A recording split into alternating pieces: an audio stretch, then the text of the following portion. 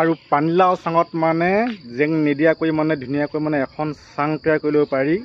তো এইফালে চাওকচোন, এইফালে ধুনীয়াকৈ আমি মানে সাধাৰণতে এখন চাং পাতিবৰ কাৰণে বহুতখিনি চিন্তা কৰি থাকোঁ, কিন্তু এয়া চাওকচোন বাঁহৰ জেং নিদিয়াকৈ মানে ধুনীয়াকৈ এখন চাং তৈয়াৰ হৈছে, হেণ্ডালি চেণ্ডেল নিদিয়াকৈ।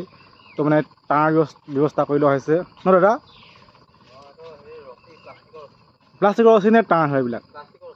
প্লাষ্টিকৰ ৰছী ন? তো মানে মনলৈ কেনেকৈ আহিলে ধৰি লওক এনেকুৱা এখন মানে চাং তৈয়াৰ কৰি ল'ম বুলি মনতে? মানে ভাল লাগিছে বস্তুটো। মানে কিছুমানে ধৰি লওক হেণ্ডালি দিয়ে, নহ'লে কিছুমানে জেং দিয়ে নহয় জানো?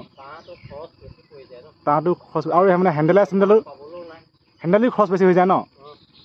তো মানে ইয়াত ধুনীয়াকৈ মানে প্লাষ্টিকৰ ৰছী ব্যৱস্থা কৰি লৈছে ধুনীয়াকৈ। তো ইয়াৰ পানীলাও চাং। তো আপোনালোকে এনেদৰে মানে পানীলাও চাং মানে তৈয়াৰ কৰি ল'ব পাৰে ধুনীয়াকৈ, মানে জেং আৰু হেণ্ডালি প্ৰয়োগ নকৰাকৈ।